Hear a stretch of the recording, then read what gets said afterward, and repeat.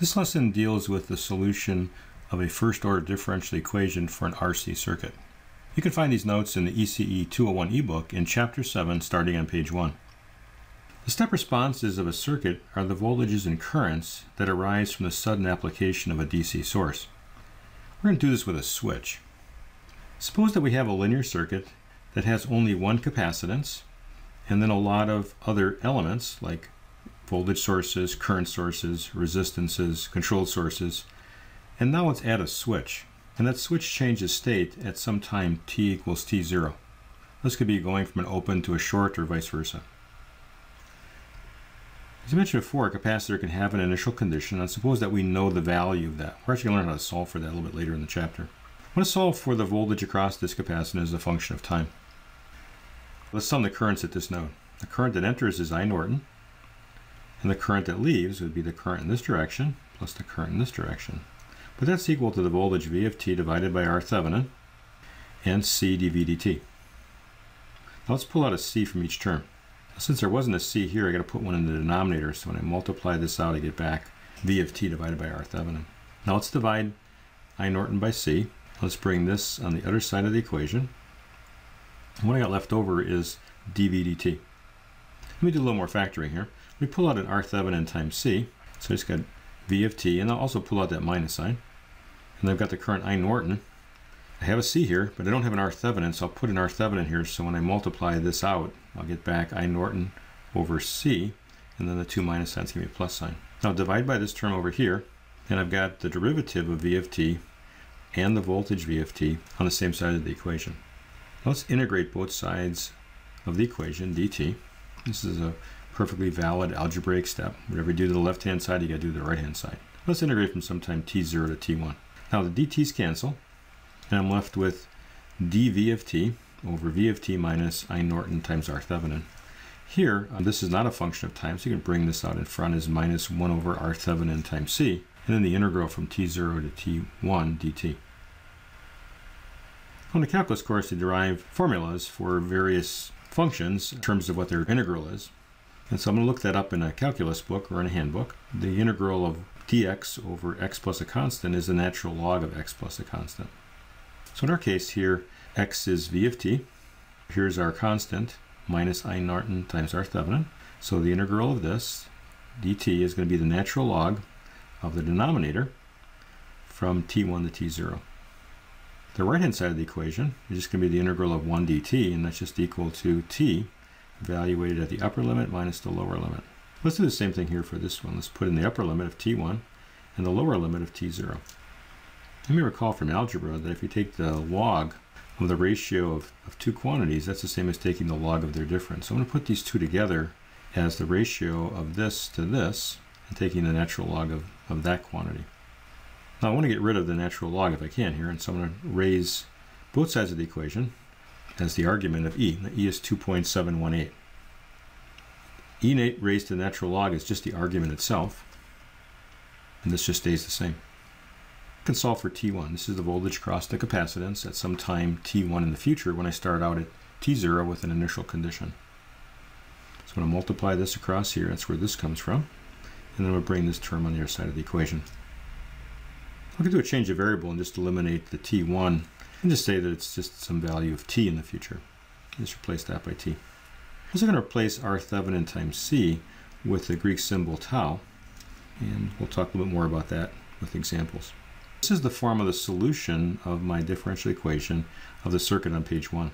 Now let me write this sort of symbolically or in general, where I've got v of t is some constant, I'll call it a1, plus a second constant, b1, e to the t minus t0 divided by tau. In this case, a1 is I Norton times R Thevenin, and b1 is v of t0 minus I Norton times R Thevenin. There's some observations on the next page. Let me just look at that. Let me just do it here on the equations themselves. Let's look at this first equation and second when t is equal to t0. When t is equal to t0, this becomes e to the 0, which is 1. So then I've got this term plus this term minus this term, and so they cancel, and I'm left with just t0. So v of t, when t is equal to t0, is the initial condition. Not real surprising. But in the second equation, do the same thing. You have a1 plus b1 times e to the 0, And so A1 plus B1 would be equal to the value of initial condition. So if we know that, then we have one equation and two unknowns, A1 and B1. I need a second equation. Let's take a look at when t approaches infinity, or really just a large value. This term here becomes e to a minus large number. Again, e is 2.718. You can also say that that is 1 over e raised to a large number. And so this becomes very, very small. In the limit, this becomes 0. So this term gets multiplied by 0. We're just left with I Norton times R Thevenin. In this equation, same thing. This term would drop out, and we're just getting A1. So when t approaches infinity, if I know the value of the voltage across the capacitor, when that's true, then that's the value of A1. Now, if you go back to this first form of the equation, what is this saying the voltage across the capacitor is equal to when t approaches infinity? Well, it's just equal to I Norton times R Thevenin. Let's go back and look at that picture on page 1. So when t approaches infinity, the voltage across the capacitance is equal to I Norton times R Thevenin. So what is that saying? That's saying that all of I Norton is going into R Thevenin, and 0 is going into here.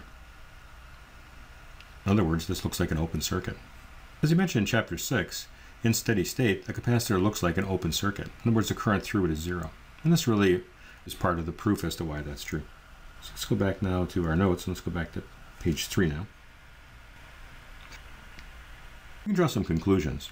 We don't really have to find the Norton equivalent circuit to solve for the capacitor voltage.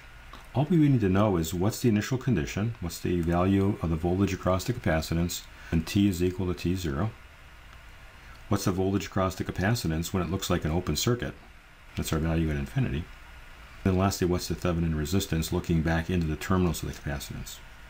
Okay, so we can use that in our general form of the solution, that the initial condition is A1 plus B1. The value of the voltage across the capacitance when you treat the capacitance like an open circuit is the value of A1. So two equations, two unknowns. I can now solve for B1.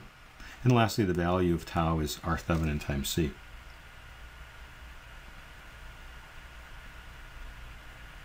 Suppose that you wanted to solve for some other voltage or current in your circuit, say before you Nortonized it. Because the circuit's linear, the capacitance voltage is a scale factor of any other voltage or current. That was the idea of our transfer function in our previous chapter. So the current in any element in our circuit, or the voltage across any element in our circuit, is related to the capacitor voltage by this transfer function. But this is really the product of two constants, and so I can represent that by another constant, call it A2 and B2. We could just use this general form then to find any voltage or any current as a function of time, where the value of A2 plus B2 would be the value of our current or voltage that we're interested in at time t is equal to t0. The value of A2 would be the value of that variable when t approaches infinity. When t is equal to t0, the voltage across the capacitance cannot jump instantaneously. So I can use that to find these voltages and currents. We treat the capacitance like an open circuit, then we can solve for these variables, and that then gives us the value of A2. And lastly, the Thevenin resistance seen by the capacitance. Again, you're going to set all the independent sources equal to 0. If it's strictly a resistive circuit, then you can just do series and parallel Y to delta calculations. If it's got controlled sources, we'll have to apply a test voltage, measure a test current, or vice versa. Look at these in examples in the chapter. So let's summarize this as an algorithm. So the step response of a circuit that contains independent sources, only one capacitance, resistances, controlled sources, is the form of A plus B times e to the minus t0 divided by tau. F of t is any voltage or any current. T0 is when the switch changes state. Again, it could be going from an open to a short or from a short to an open. The value of tau is R Thevenin times C, where R Thevenin is the resistance seen by the terminals of the capacitance. The term A here is the value of our variable in our circuit, and the capacitor is treated like an open circuit. The value of A plus B is equal to our variable at t equals t0. And we're going to use that initial condition of the capacitor voltage to find the value of this. And since we know A, we can then solve for B. Again, the value of the voltage across the capacitance cannot jump instantaneously. If it does, we have to supply an infinite current. So if you have an abrupt change in voltage, going from one value to another, the derivative of that is equal to infinity. So I is equal to C dV dt, and so we'd have to have infinite current. Of course, that's not possible, and so we have a continuity as we pass through an instant in time. A lot of times it's going to be equal to 0 or the start of our problem, but it could be delayed, and we'll look at examples like that throughout the chapter. This is how we're going to solve the step response of a first-order differential equation of a circuit containing only one capacitance.